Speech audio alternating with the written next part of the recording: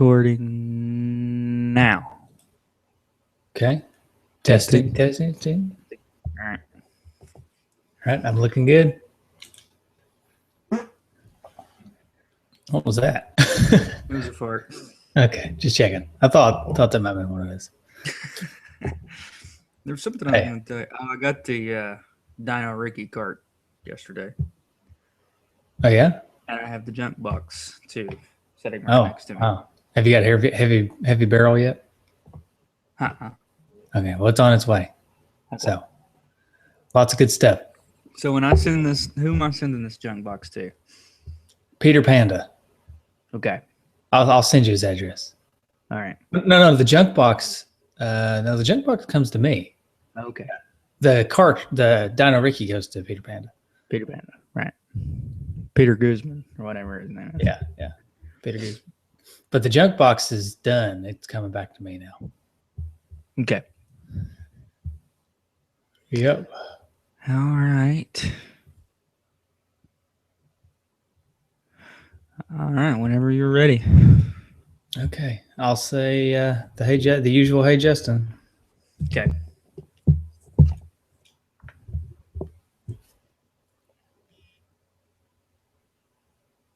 Hey Justin. What's up, man? Not a whole lot. Just thinking about doing a little bonus episode today. Yeah, a little bonusing. Yeah. Not on the happy side, though. No, well, a happy reflection bonus episode. Yeah.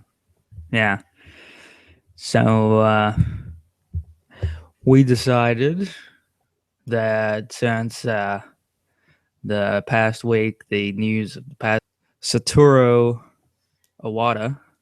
Mm-hmm. Did I get that right? Yeah, I think so. Yeah. Iwata-san. Iwata-san. Yeah. So I thought I should butcher his name because it would only do him sweet justice if I could butcher his name on our show. Yeah. So he passed. I think we're the only podcast where it's an honor to have your name butchered. Yeah. Mm-hmm. So he passed this past week, and due to his influence and everything that he's done for Nintendo, we felt that it was only necessary for us to do a podcast about him. Yep, I totally agree. Although I will say, I listened to IGN's Nintendo voice chat yesterday, and they did one. Mm-hmm. And theirs is probably going to be way better than ours. They stole our thunder. Yeah, they stole our thunder just a little bit. No big deal. I mean, some of them have actually met the guy and all this stuff. So, yeah, we won't be able to provide that kind of insight to anyone. How do you know I never met him? I mean, I haven't. But yeah. Okay. That's pretty presumptive of you. Well, I'm pretty sure there's not very many people from Tazewell, Tennessee. It's travel to Japan. Travel to Kyoto. Not only did I travel to Japan, but met Mr. Iwata. Yeah. For some reason, I'm hearing the Three's Company song in my head as you're traveling to Japan. That's an interesting. Come and knock on our door. It'd be fun. He, opens the door and he's just like all friendly. We're like running around playing. That reminds me of the tangent. All right, sorry, already going on a tangent. The movie Basketball, where the kid is dying of cancer, and he wants to hang out with them for a whole day. So instead of like taking them out to play basketball or something, they're just like mowing the yard, making sandwiches, just like normal day. That's what Iwata would do if you came to visit him. Yeah, we're just mowing the yard. Grooming bonsai trees. Yeah. Is that Japanese? Or is it Chinese? That's Karate Kid. That's all I know. I guess that's Japanese. Close enough. All right. Well, Iwata obviously is the CEO of Nintendo when he passed away, but he started early in his video gaming creating. And one of the interesting things, this is going to keep coming up, is that he was a programmer and engineer himself and became a president. So he wasn't just a straight like businessman. Yeah. So He was also, I think, known as the chief problem solver, right. the CPS. I was reading there was an article that I even put up on the Facebook group about him in Time, and they were talking about the engineer said that unfortunately, since he, well, I guess not necessarily unfortunately, but since he was the president and also or chief executive officer and also an engineer, they couldn't get anything by him. So like they couldn't say like, if you were like didn't really want to do something because it's like complicated and you didn't really think you would add anything, but he wants it, and they couldn't tell him like, oh, it can't be done, because he would know, yeah, it can actually be done. And so, so I thought that was kind of funny. That is funny. Anyway, he was born. His dad was mayor of Sapporo, Japan. And when he was in high school, he started creating video games on his calculator, kind of like us playing video Yeah, games on nice. calculators. We did that. Yeah, we're super nerds, Well, we didn't create them though. He was actually creating them, and we just downloaded, played them. Well, I don't want to let the cat out of the bag, but I did create a couple. Oh, A couple choose your own adventure text-based games on the calculator. Oh yeah, I remember that actually now. So yeah, so he got his. But think about his if he's doing it on a calculator. Think about the kind of calculator he would have had back in like what would have been the 60s, maybe. Yeah, I guess 70s, late 60s, early 70s. Mm-hmm. So he would have. Yeah, it's like this big giant calculator, and he's making video games on it. Wonder when the first like graphing calculator came out. I don't know. That would be a good thing to know, right? And even when it came out, can you imagine how expensive it probably was? Oh, I know. Yeah. So even if you had it, even though the capabilities may have been there, I don't know if he would have had it, because it would have been extremely expensive. Yeah, well, I mean, his dad was the mayor at one point. He was the mayor? He wasn't the mayor until he was already out of school or in college, though. I don't think. Yeah, I don't know how. I don't think mayors make that much money, unless you're like the mayor of like. Oh yeah, that's true. New York. That's true. I know the mayor here around town, here in where I live, makes like $1,000 a month. Yeah, it's not that much. It's not a full-time job. No. Most municipal politicians have other jobs. But anyway, Casio produced the first commercially available graphing calculator in 1985. So it would have been much later than this is the first commercially. So the one that you could buy. Yeah. So 422 bytes. Nice. He's got a lot of memory. Yeah, that's right.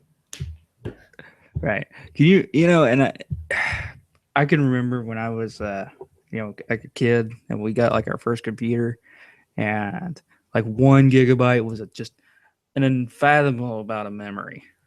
And now that's like flash drive, like a small flash drive is 1 gigabyte. I know. It's crazy. Yeah. Well, and now everybody's like, oh, 1 terabyte. How am I ever going to fill this up? It's coming. I'm sure, people are filling it up. They're already filling it up already. Yeah. Anyways. Okay. Yeah. So anyway, then he went to the Tokyo Institute of Technology and majored in computer science. Now, while he was there, he took some unpaid internships. And I like unpaid internships because that just shows that you've got tenacity. Like you're just going to go out there and, work just to get the experience. Yeah, I like paid internships. Well, yeah. For myself. Personally, I like paid internships. But when I hear somebody that's doing an unpaid internship, I think that guy, he's got some tenacity to him. Yeah. But anyway, but when he was, the internships were actually at some pretty big companies. He worked for Commodore Japan, and he assisted the head engineer there. So I wonder if he had any, I don't have this information, but I wonder if he had any help in the Commodore 64 or anything like that. Maybe. I don't know. Be interesting. But since, he was assisting the head engineer, So they had to have been working on it around that time. When did the Commodore 64 come out? A little bit before the Nintendo, I think. Yeah, so Early 80s. yeah, so Nintendo, the Famicom came out in '83. So this had to have been like '81. So this would have been around about the time they were working on that. So he probably had some kind of. The Commodore 64 came out in January 1982, not Yep. Steal Your Thunder. Thank you. Well, we all have Wikipedia. I don't even know why we need to do this episode of this podcast. How dare you? But anyway, so then he also did some freelance work for HAL, which he would eventually go to work for. Yeah, the story I heard about HAL, and this may be a different story than what you have, but I heard that HAL was a startup company that was started basically out of the same college he was in. And there was only just a handful of people, like maybe 4 or 5 people doing that company. And then they asked him to come on with them. That's kind of how I heard it. Yeah, I don't have that really that backstory to it, but yeah, I knew he became only the 5th employee when he graduated. Yeah, I think it was a handful of people that had gotten together at the Institute of Technology or wherever it was that he went, and they were trying to start it wasn't a game company, it was an electronics company to begin with. They didn't even do games, but they brought him, I think they asked him to come on, and then he eventually tried to turn them towards making games, but they were originally just like a computer electronics company. Yeah, and he developed a relationship with Nintendo pretty early on, so that's kind of was big for how they kind of went to making games, is because he had a good relationship with them, and he kind of. I wonder how that works. He probably did kind of like what I said with you going to visit him. Again, I'm hearing Three's Company, but Iwata and Nintendo this time. Yeah. Well, I guess yeah, he had to have some kind of inside track there, and what's interesting is he was doing the internship with Commodore, and then he was doing freelance work with HAL and working with Nintendo at the same time. So he was kind of playing both sides of the fiddle. He eventually went full time with HAL though once he graduated. So I think he probably stopped the interning with Commodore in Japan. Yeah, and it took him a few years to become the coordinator of software production. That was in '83, and that's when they started the relationship with Nintendo grew even more, because Nintendo had just released the Famicom. So he started working on games like Balloon Fight, NES Open Tournament Golf, and one of the more famous ones, Earthbound. Mm-hmm. Now, I think Balloon Fight was his first game, right? Mm-hmm. Yeah. Yeah, I think I want to say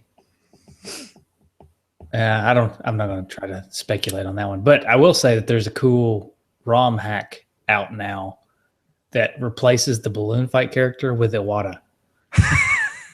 That'd be awesome. No, it's true. They've made one. Like after he died, somebody replaced the Balloon Fight character with Iwata. That's awesome. Yeah. Yeah. Okay. But have you ever played Balloon Fight? Yeah, I've played Balloon Fight. Black box game. Yeah, it's really, really weird, to be honest. I'm not a big fan of it, but it's an interesting game. Yeah, it is a bit interesting. So, and then Earthbound. Now, you were telling me you had something interesting about Earthbound? Yeah, well, Earthbound was it's Mother 2, right, in Japan. Mm-hmm. So the Mother 1 had already came out, and he didn't really have a lot to do with it. But Mother 2 was struggling to find its place, basically. Like it was they were trying to figure out how to make it. And this story comes straight from the Nintendo Voice Chat podcast, by the way. So okay. I didn't come up with this. But apparently Mother 2 was struggling to, figure out how they were going to make it. And so Iwata goes to I can't think of the guy's name right now, but the guy that was in charge of Earthbound or Mother 2. And he said, look, you got two options. You can either continue on this path and this game may never come out, or you can let me help you. And he said, and if I help you, I'm going to either help you fix it now and it'll come out in 2 years, or you can just let me redo it and it'll come out 1.5 years. That's hilarious. So he pretty much fixed Earthbound. And that's awesome. I mean, it wasn't going to come. It probably wasn't going to come out at any normal. I mean, it would have been probably scrapped at some point because it was in such turmoil. A disaster. Yeah. So, yeah, that's funny. I'm reading that story actually right now. But anyway, give me a minute. Let's pause the podcast. We've all got the internet. Story. So. Let me read the story. Just let's take a time. No, I'm joking. But he also created one of Nintendo's most beloved characters, or he was involved in it. He wasn't the actual creator. Kirby. Kirby. Do you ever get into Kirby a lot? I like it. I like a smattering of Kirby games. Yeah. I'm not a huge Kirby fan, but it always seemed a little bit slow to me for some reason. It's a slower Mario to me, is what it always kind of felt like. I mean, it does different things. I always like the aspect of eating people and then gaining their powers. I thought that was kind of cool, but it just always seemed a little too slow to me. Yeah. Well, then HAL had some financial trouble. It was on the verge. They were going to go into bankruptcy. And he was promoted to president at that time. It's kind of like, hey, thanks, guys. Either that or he was like, I'll fix this. And he probably said, I'll fix this.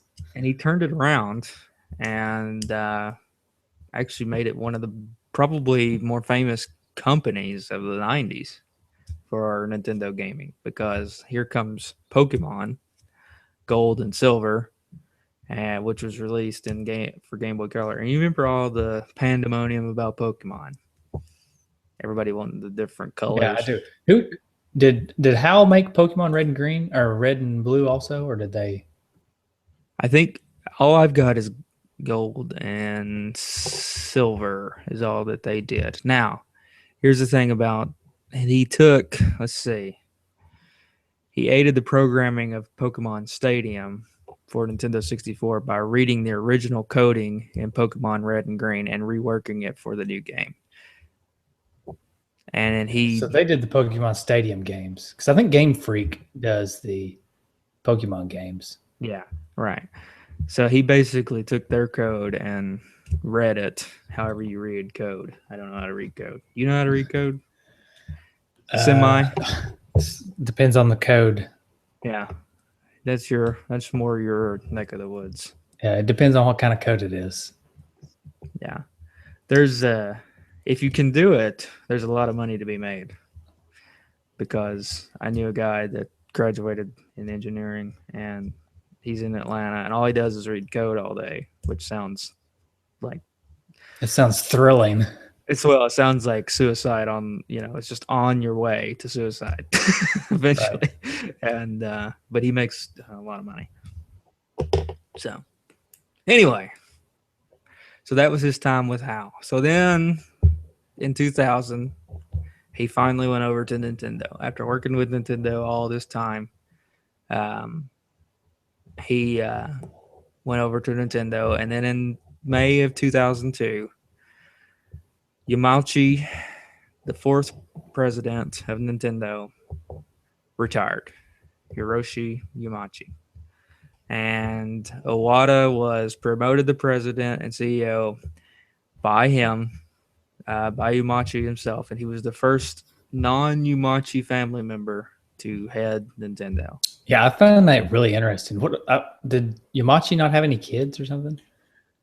Or he just didn't like his kids? Right, just didn't like his kids. Well, I know I could give it to my kids, but they're going to screw it up. So I'm just going to give it to you. Yeah. Quick, and I know we're butchering his name, but Quick Yamachi tangent. I, I always thought it was funny that he was part owner of the Seattle Mariners baseball team. Yeah, yeah, yeah. That is funny. So let's Actually, see. I think he may be the CEO of the Mariners now if he's still alive. No, he died in 2013. Never mind. But he was like the CEO of the Mariners baseball team, which is why we got all those King Griffey Jr. baseball games in the 2000 or in the 90s and 2000s for the Nintendo consoles. You got all these King Griffey Jr. baseball games. Yeah. So he did have a son, but get this, they were estranged. Ooh, So this is just the story of that. In 1950, Michiko Yomachi's wife gave birth to their first child, a daughter named Yoko. Uh, During the next few years, Michiki had several miscarriages and was often ill. In 1957, she gave birth to another daughter, Fujiko, and shortly after, a son named Katsuhito. When Yomachi's father, Shinkanojo, returned years later to see his son, he refused to speak to him. Uh, Wait, no, that's Yomachi and his dad. So they weren't. He wasn't estranged with his son. He just thought his son maybe. I don't know. Okay, never mind. They weren't estranged. good story. Yomachi was estranged from his dad. So Really? yeah. So anyway, Okay. Anyways, let's go back to Iwata because this is getting confusing. yeah. Well, I like this quote that I found, and it's from Iwata, and was right after he became, like CEO and president. And he said, "On my business card, I am a corporate president. In my mind, I am a game developer, but in my heart, I am a gamer." Mm. I like that. That was from his keynote speech at GDC in 2005. You have my sources, I guess. I do. Although it's also a pretty famous speech. Mhm. It's in Iwata's career. Everybody talks about that one in 2005. So Yeah. So when he took the helm of Nintendo was struggling. Like Hal was struggling. this is right after the GameCube. So Right. no, but Which Nintendo was not in happy terms with the fans at the moment. Well, with the fans they were, but with the general gaming public they weren't. I like the GameCube. Okay. Most people So who owned one loved it. So yeah, it was a great game. I really liked the controller. I thought the controller was awesome. I agree. Um, and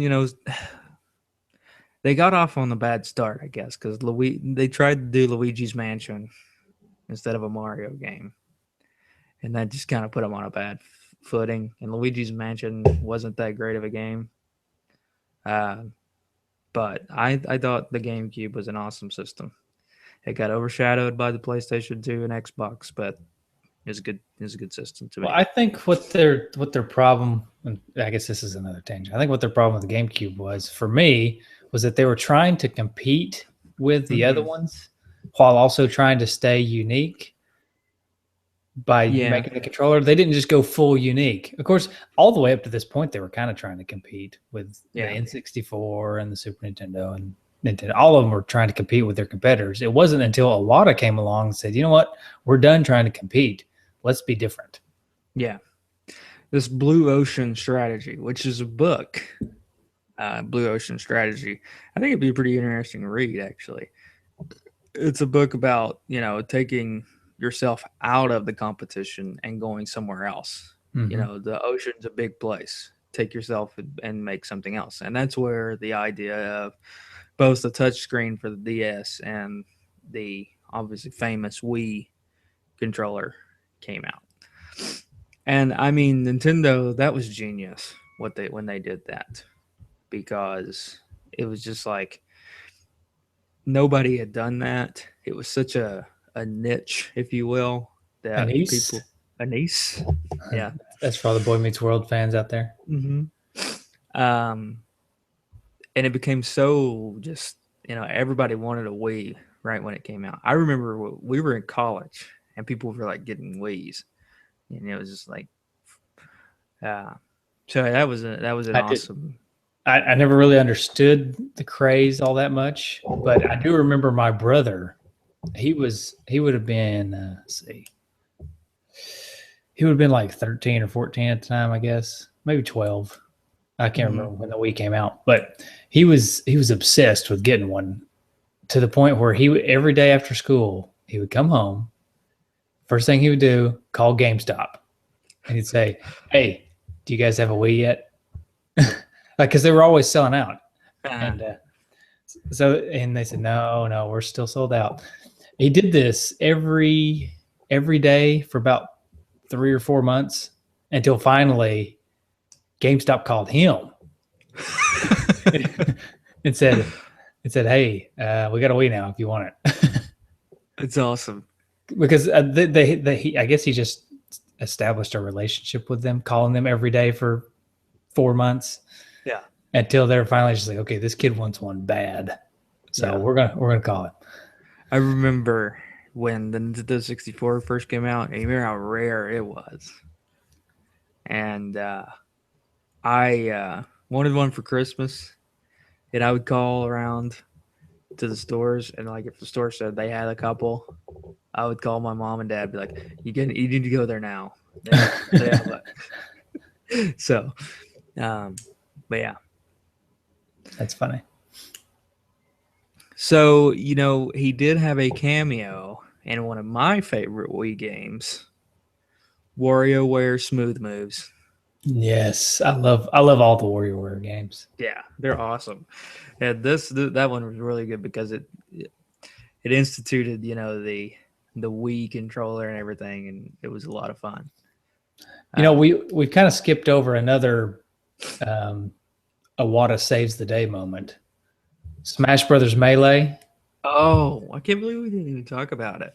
Basically, that another one, kind of like Earthbound. The game was in turmoil, and they couldn't figure. I don't know, but they were having trouble with the game.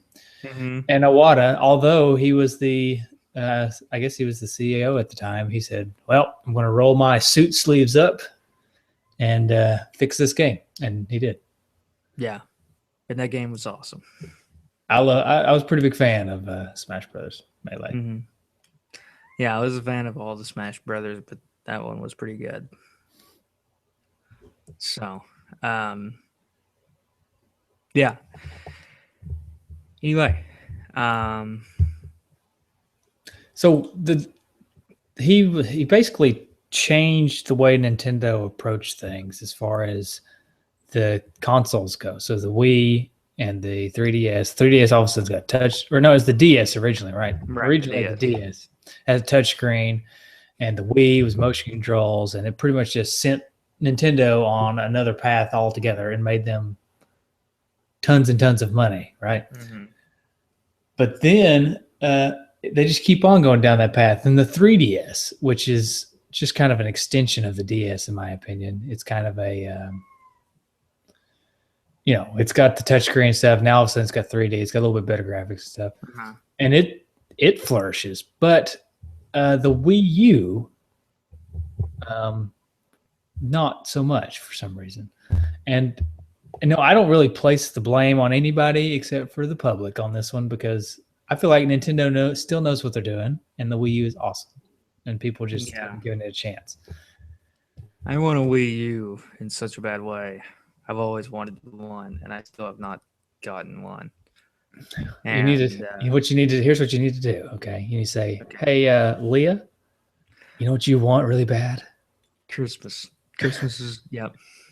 We're doing it this Christmas. Here's what I'm gonna do. I'm gonna take her to Walmart every day and make her play it. Like, play it. Keep playing it. You love this, don't you? You love this, don't you? Oh boy. But I don't know. I think they're still on the same path that Iwata started them on. I think my hope is that they stay on this path and they don't decide, well, now we need a super high powered console that's also super generic that can compete with Sony and Xbox. Because I mean, Nintendo's always going to have the software side because that's just where they flourish. You know, they always make Right. great games. Their games are always where it's at. So if they have their own system and that's the only place where you can get their great games, then I That's mean, what they should go with. that's what they should go with. Or And they take the crazy approach and then just start making games for other systems. But that's I also hope they don't do that. I like Nintendo's approach because it's like we're gonna make games, and this kind of started with the Iwata and the Wii that everybody can play. Your grandmother can play as well as your 3-year-old. Uh, it spans, like you take an Xbox, and an Xbox is for a special demographic. It's for the video gamers. Okay, Right. like that's not going to be something that just anybody's going to want to play. But games on the Wii, like bowling and just even WarioWare and other games like that, they're for everybody. Right. And that's what Iwata that was kind of his philosophy. Yeah, I think his quote, or one of his most famous quotes, is above all, video games are meant to be just one thing: fun for everyone. Yeah, and it's true. Yeah, I mean, don't get me wrong. I like the games that are out now for the the Xbox and PlayStation stuff. I mean, they're fun, but it's kind of it's something I have to do by myself. Typically they're only one player unless I want to go online, which I never really like going online against people. And you're not going to get your wife to play an Xbox game. Yeah, my wife is not going to play an Xbox game. She'll play a Wii game every now and then, right? Exactly. But she's not going to play an Xbox game. Mm-hmm. That's another thing. Wii and Wii U, you play together in the same room instead of online. And right. Because online, there's a disconnect there for me.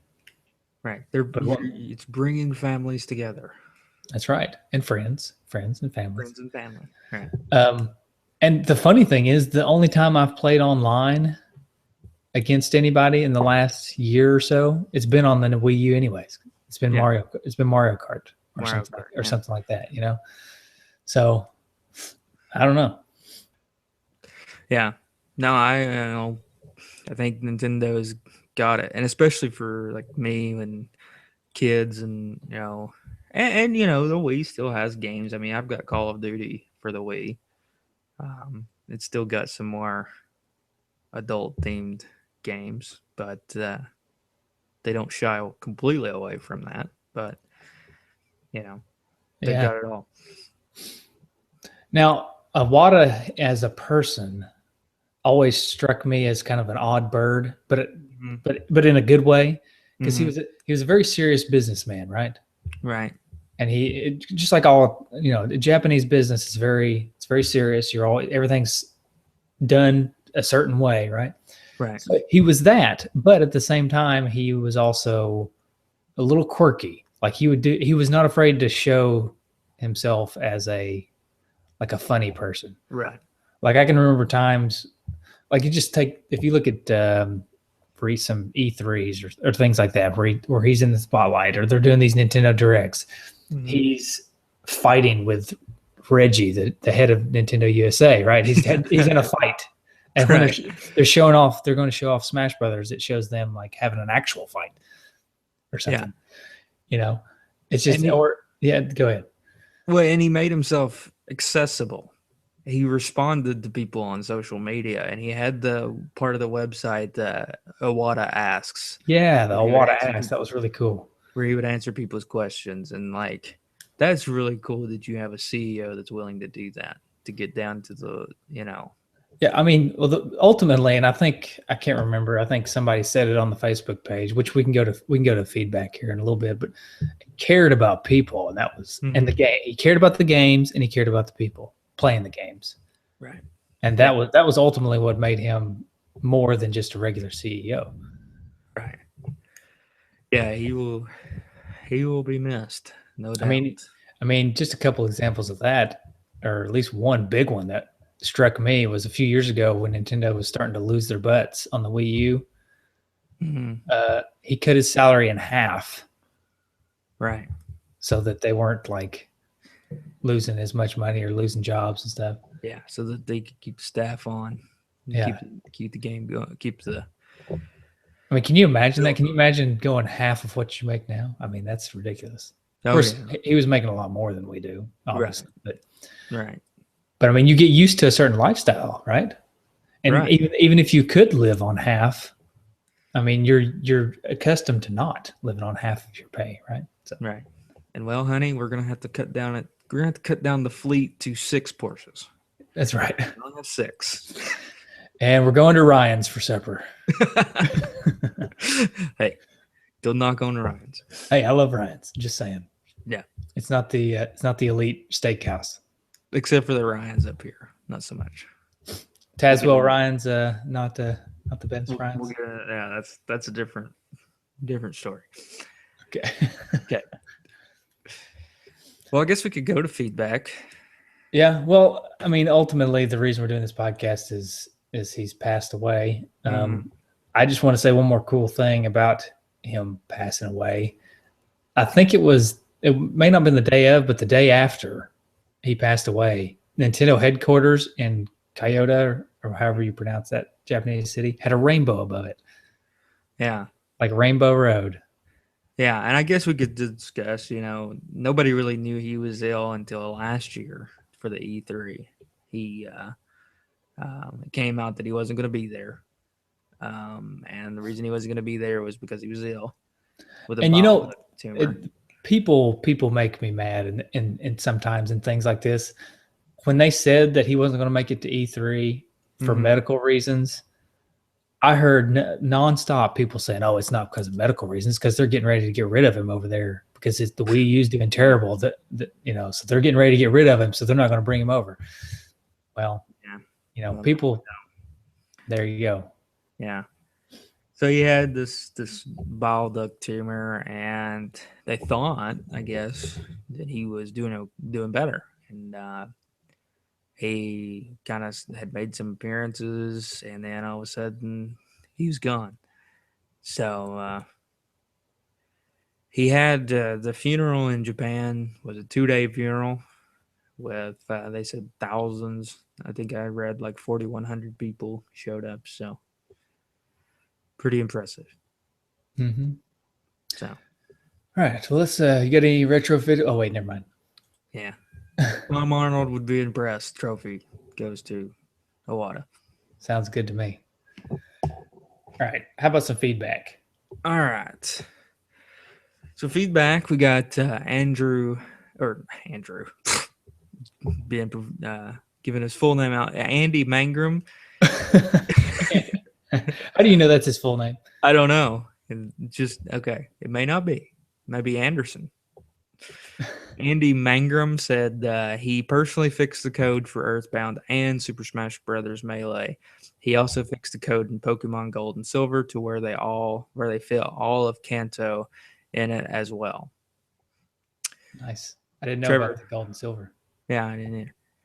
Trevor Franklin said, "I really appreciated how he found a way to be very serious and professional without taking himself too seriously. He didn't mind looking silly on camera, something you can't say about many other big CEOs. Somehow, I always knew he cared about the games and the people who played them."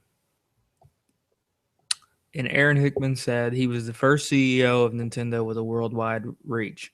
The previous CEOs from the Umachi family had none of the presence Iwata had here in the States. Chalk it up to the internet age if you want, but Iwata was a people person. He put a face on an unknowable and mysterious company. He was a gamer, a programmer for HAL, long before becoming the face of Nintendo. Recently, when Nintendo was criticized for not abandoning consoles and switching to mobile, he stood his ground against shareholders. The man cut his salary in half to save jobs. This is a guy, for all the jokes and memes we remember, actually cared about people, cared about video games, and how they shaped the future. I'm not sure the heads of other companies can say the same. Nice. That's good. That's good, Aaron. Hey, I'll also want to say that he's right. The Nintendo was a very, very mysterious company before Iwata. Like you didn't hear a lot about the games as they were coming out. I mean, screenshots were sent to magazines and stuff. They were rare to get a whole lot of screenshots. These magazines, at least they may have been getting them over in Japan, but over here in America, you were getting I mean, you'd have two screenshots, and the guy would be writing, and you could tell he may have known a little bit about the game, but not much, So. Right. And Peter Guzman said, the more I read about Iwata-san, the more I respect him and have become a fan. Remember, my last console was the N64, but now I am seriously considering getting a Wii U. Join the Wii U train. Gabe Vangilder said he made E3 exciting. When I seen his face on a Nintendo Direct, I knew I was in for excitement. But not this year, unfortunately. This is the only E3 I was disappointed in. There was no real Metroid game or Zelda game. It's like waiting for a gift during Christmas and it's not there. But I am not putting the blame on Iwata. He was a great leader and I feel empty without him. And then Eric Okranek rounds us out with Iwata was someone I respected on many levels, gamer, game designer, and a leader with a vision. Thanks for the memories. So, good feedback. Yeah. Some really good feedback, actually. Yeah, it really was. We've got some, are you tearing up over there? I am. Yeah. That's okay. Okay. We had a couple voicemails too, but I may save them for the next episode with a game. Yeah. Okay. We'll do that then. All right. It's good. It's fun. Yeah. So you go get a Wii U now? I think I am. Going right now. Hey, I would love to. This is something I'd love to do if I could ever, one, find time to do it, or two, find the energy to put it together. I would love to do like maybe monthly or quarterly Two Dudes game night. And I think the Wii U would be perfectly suited for that, to play like Mario Kart or Smash Brothers. That would be awesome. I have to figure some stuff out. But we do have, not to bring this in here, but we do have that as a goal on Patreon. Mm-hmm. So if we get up to that amount for monthly game nights, I think that would motivate me to make sure I find the time and the energy. Yeah. So anyway. All right. Well, here comes do we have tunes? I guess we need to tell everybody where to find us. Yes. You can find us on Facebook and Twitter, NES Dudes, at NES Dudes, or you can find us on Google Plus. Actually, let me give a quick shout out to, Google Plus is not a very popular, I don't know if you know this, Google Plus is not a very popular social media outlet. Uh-huh. But there is one gentleman who's been a very avid follower of us on Google Plus, and I just give him a quick shout out. Ryan Ballard, I think. Yes, yeah. Ryan Ballard. So thank you, Ryan. I personally am a fan of Google Plus. I just wish more people were on it. Yeah. But since there's no one on it, I do appreciate going there occasionally and seeing that Ryan has commented on a post that we've made on Google Plus. So thank you for that. But anyways, we have on Facebook, we have where most of our action happens. We have a group, Two Dudes in an S. Mm-hmm. We also have a high score group, which is high scores, Two Dudes in an S, something like that. And we've recently started a trade group. Yeah. Two Dudes Traders. So it's exclusive to members of the Two Dudes in an S Facebook group. So go there first. Mm-hmm. Hey, is that the Roadrunner? No, it's my phone buzzing. Oh, okay. Sorry. I thought maybe it was the Roadrunner. Beep. Meep, meep. Anyways, so if you go join the Two Dudes in an S Facebook group, get to communicating with the people on there, be friends, and then come to join the Two Dudes Traders. The idea behind it was that we would have a place for people who are talking in the Two Dudes Facebook group and are becoming friends and can trust each other. Also have a place where they can trade games among the people that they have already garnered a bit of trust with, Right. That's the idea. Anyways, so we've got a few people on there. Nobody's traded anything yet that I know of, but I'm sure it'll happen soon enough. Yeah. Oh, we're also planning having Patreon exclusive deals on there where maybe we use the Patreon money to buy a game and then sell it for like half the price or something. Yeah, That would be cool. that would be cool. To Patreon supporters only, of course. Okay, Okay. good show. Mm-hmm. And I'd say we play music from Kirby or something, okay, or balloon fight maybe. maybe a balloon fight. We'll do that. Okay. All right. Goodbye, everyone. See ya.